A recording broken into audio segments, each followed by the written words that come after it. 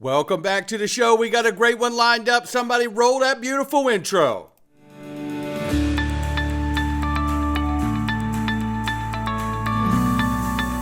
Digital Perspectives with Brad Kimes. Come on in.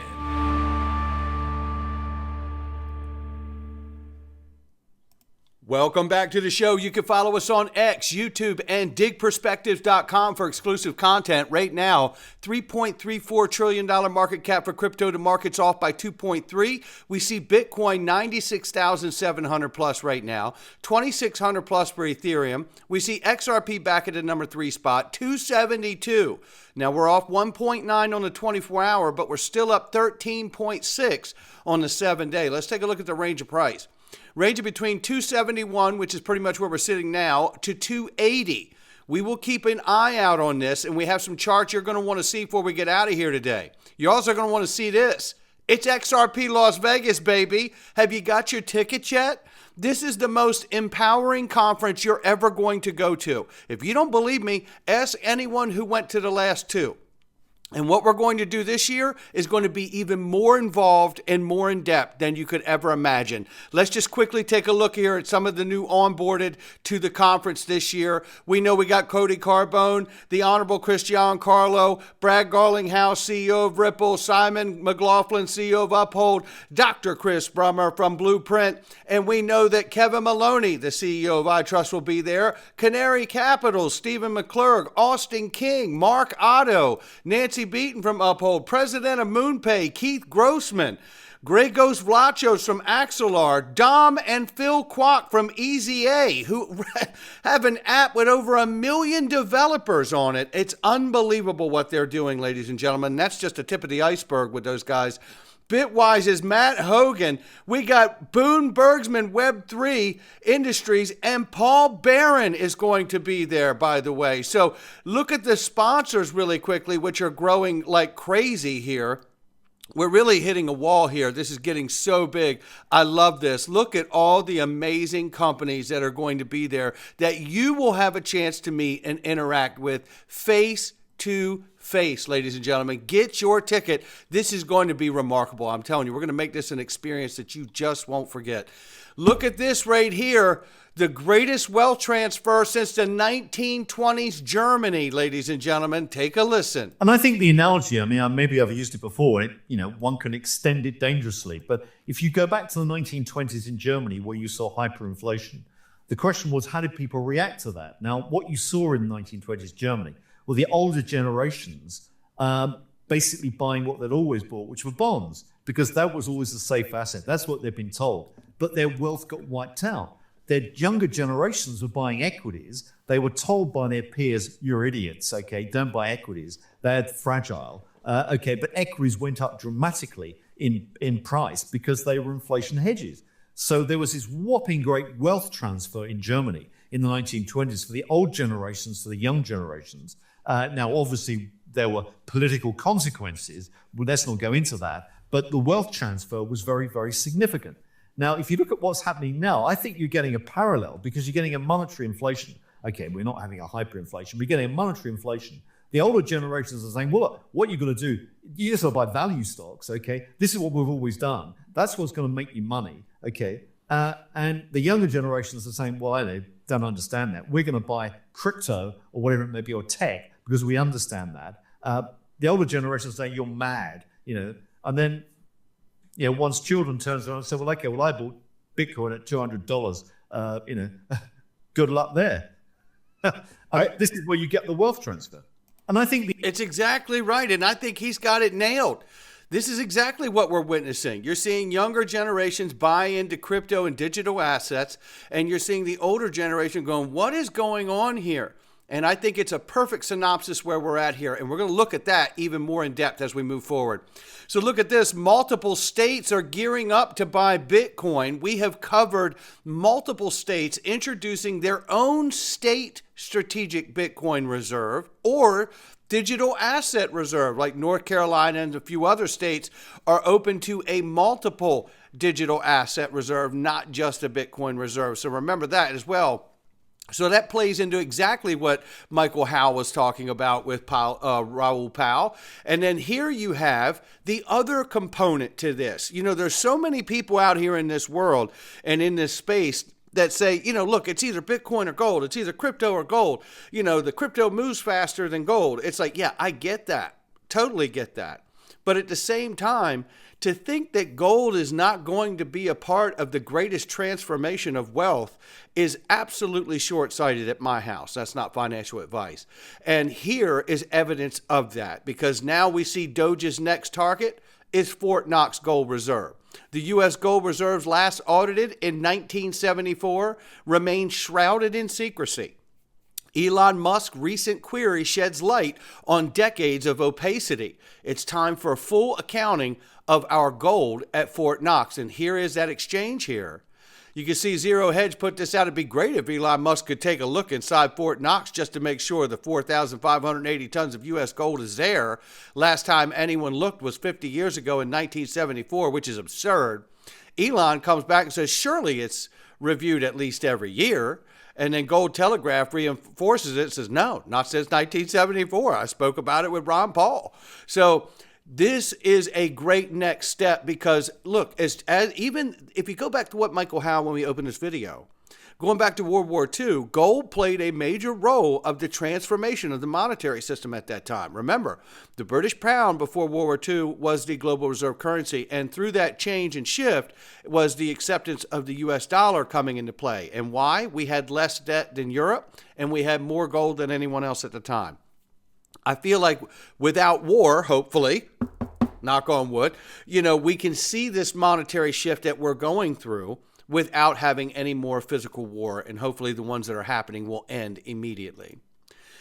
Now, moving into this part of the news here. Now that the SEC has officially redeclared that XRP as not a security, but is in fact as a commodity, an ETF approval and Ripple case dismissal may really be right around the corner. Look, I agree with this, other than I do want to clear up this fact, however. The filing for that ETF was by the applicant with the SEC, and the claims that XRP was not a security in the application was being acknowledged that is the position of the applicant, right? And basically, Eleanor Terrett clears it up right here. She said they have acknowledged that the issuers are applying for a product that classifies XRP as a commodity asset within a securities wrapper. The securities wrapper is the ETF itself, the same as BTC and ETH. You've seen the SEC acknowledge quite a few of these products recently, and that's absolutely true here. And shout out to Eleanor for clearing that error, and I tried to clear it yesterday or Friday when it came out, because it's not the SEC saying it's not a security. The judge has already said that. But it's the SEC acknowledging an applicant, an issuer, that is writing the fact that they see XRP as a commodity, so they want to ask for the securities wrapper, which is the ETF. Excellent explanation there, just to clear the air. And then why has Paul Atkins' confirmation at the SEC taken so long? It's a great question from James Rule in the article written here. And it goes in to say this, and just for a window here, it says, is stuck in Senate limbo, and the crypto community wants answers now. What's the holdup? We wonder. Well, it turns out that it is a logjam of confirmation hearings. The Senate has 9 cabinet members in line ahead of Paul Atkins, and no one knows exactly when his turn will come. Well, isn't this the way that they continue to suppress the market, right? Isn't it? Think of it. Take a look at what's going on here. Nothing moves forward, and it says here, his hearings before the Senate committee hasn't even been scheduled, and until it is, nothing moves forward, and for the full Senate vote remains out of reach. The wait is becoming a problem for Trump's crypto-friendly agenda, which can't hit full throttle without Paul Atkins at the wheel. Now, just for a little window here, Gary Gensler, the former president, anti-crypto SEC chair, also had to wait. He was nominated in January of 21, but didn't get his Senate confirmation until April. Jay Clayton, who served under Trump's first term, wasn't confirmed until May 17, despite also being nominated in January that year. So history is repeating itself, but this time the stakes for crypto industry are much higher. Listen, It's going to happen. And obviously, it makes sense to me that whoever is opposing the crypto agenda, which was an enormous administration and a lot of people in Congress previously, they're trying to stall this. The reality is they can only stall this so long. So have at it if you will. I don't like it. I know no one here likes it. None of us like it. But the truth is, you can't stop it. And here's the evidence that you can't stop it. Several major U.S. banks are making significant strides into the cryptocurrency sector. And do you think they're going to sit around and do nothing while Paul Atkins is waiting for a Senate hearing to be confirmed? Hell no. Taking advantage of a more relaxed regulatory conditions under President Donald Trump, ladies and gentlemen. Yes, the U.S. financial giant eyes crypto custody and expanding digital asset services. So in other words, while we're waiting for this frustrating moment to have Paul Atkins confirmed, what are we seeing? Is the institutions and the banks sitting around doing nothing? No. They're rolling out and lining up, preparing to roll out to the launch pad. That's what they're doing. And who exactly is doing it? State Street, BNY Mellon, and Citigroup. Some of the biggest banks in the world. Citigroup is expanding into Bitcoin and crypto custody. You know what? They're like, you go ahead and take your time with Paul's confirmation. We're going to be ready by the time he gets there. Yeah, joining top-tier banks embracing blockchain. With $44.3 trillion in assets, Citi is jumping into digital assets management alongside BNY Mellon and others. But are you willing to use a bank for your Bitcoin and crypto custody? You're damn right I am, especially if it comes with FDIC insurance. You better believe I will. And so will the rest of the known world that doesn't want to open up an account on an exchange. Because the moment they walk into the bank they've been with for 10, 15, 20 years plus, they're going, oh, now I can play along and I don't even have to move my money out of your bank? Okay, I think it's pretty self-explanatory where that's going to go, right? So, yeah.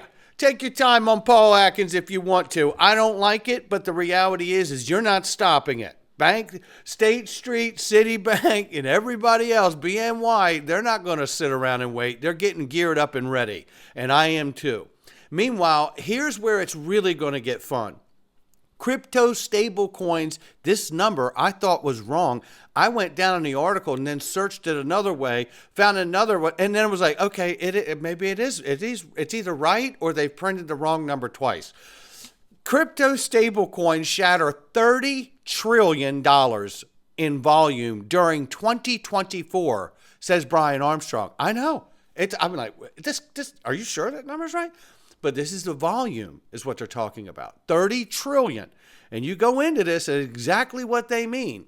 Brian Armstrong says a digital asset exchange is moving fast as possible to support one crypto use case, often overshadowed by trading. Okay? Specifically, the CEO is looking at stablecoin payments in a crypto sector that he notes has grown 200% in terms of volume in just 1 year. That's amazing. There was $30 trillion of crypto stablecoin volume last year. That was up 3 times year over year. And so we're moving with haste to integrate crypto payments across our entire suite of products. Now, going back to, we haven't seen Paul Atkins confirmed, going back to the banks don't care. They're pushing everything out to the launch pad, get ready for launch, right? And we got $30 trillion worth of volume in stable coins just last year. And we don't even have the banks in play yet. We don't even have X platform using it as a super app and a everything app yet. Think of this for a moment. What is the volume number for stablecoins when that stablecoin bill goes through in less than 100 days from now? Staggering. Staggering. And when I think about that, I think, well, if you're going to put all these new digital stablecoins on these new value protocols that are like super highways, wouldn't you want to audit the layer of the Treasury first to find out where all the waste, fraud, and abuse is by putting all of those transactions on blockchain, and then audit that and then bring and introduce the new vehicles like stablecoins? Yeah, I think the answer is yes. Take a listen. Could we trust it as an audit layer of the Treasury Department to basically look at all the payment inflows and outflows? Probably, yeah. And actually, it'd be tremendously valuable because then you put AI on top of it, and then you can look for waste, fraud, and abuse. Because at the end of the day, it's a $7 trillion budget. There's billions of transactions. There's 200 government agencies. There's over 1,000 commissions and subgroups under those agencies. It's not possible for one human to see all of that or understand it. It'd take a lifetime just to go through it. But if you have it structured the right way, that's auditable and transparent with an AI system, you can trust that you're getting accurate information. Could we? I think that's so spot on, and that's exactly how DOGE ties in, the Department of Government Efficiency, ties in to the things that need to happen just before you really roll everything over by tokenizing everything onto the new digital on-chain economy. Before you do, you should audit everything. So that way we know what we're bringing onto the new value protocols and the new digital on-chain economy has been audited, has been vetted, and we've cut out the waste and the fraud and abuse before we bring it to the new system. I hope this is hitting you the way it's been hitting me this morning. I can tell you that. I couldn't be more excited. All of this is coming together. Now, let's talk about this because XRP price has been on the move. XRP needs to 10x to reach $27. The 21 EMA on the weekly chart has been catching up with price action, providing solid support during the last flash crash, holding XRP steady and firm so far. The recent range we experienced allowed the moving average 21 EMA to align with the price, which is a healthy sign in a technical analysis. XRP is currently consolidating between Fibonacci 0.888 and Fibonacci 1.0. $2.25 to $2.30 or $3.30. Setting the stage for potential expansion. Remember, he told us in the last day or so, anything between the range of price between now and I think it was 330 or 340 is just noise. So let's take a look here. Fibonacci intersection price and date. So essentially what we're going to look at is where these lines in these channels hit with the Fibonacci lines, right? So we got the channel that XRP is moving through over the years, right? And then we're going to see the Fibonacci lines that you see here, boom, boom, boom, boom, boom, boom, boom, boom, boom, boom, boom, going up. And 1.618, the reason I think $27 gets talked about a lot is because the Fibonacci level 6.618 and 1.618 are very, very key important Fibonacci lines in the XRP charts. So I think that's why that gets talked about so much. And this break Valhalla gate, if we got to get above this, so that's, again, that's that 340, let's say 350 range, get above that purple channel there, and then find that 0.702 becomes support for the next leg up. That, to me, sounds like the right window of time that we're in and what we could possibly see. But going on to finish this here really quickly here. So Fibonacci intersection price and date. Let's see when the Fib channel and the Fib extensions meet along with the expected price and date. Fibonacci 1.272 and Fibonacci 0.888. March 10th, 2025. The price could be $8 if we see approximately 3 times from the current price we're at now. If we see Fibonacci 1.414, date September 22 by 25, we could see $13. And Fibonacci 1.618 could see by June. That doesn't mean it has to happen by then. He's giving you time frames and windows to watch out for. It doesn't mean it's a guarantee. So looking at this, date June 2025 could be as soon as we see it. Doesn't mean you will, right? These are things that could happen on these windows. So it's really nice to have these windows of time to look at. By June, we could be staring down the barrel of a 1.618. And I would imagine that looking at these and understanding the time difference on them, where he's seeing this could be based on previous information and previous cycles history.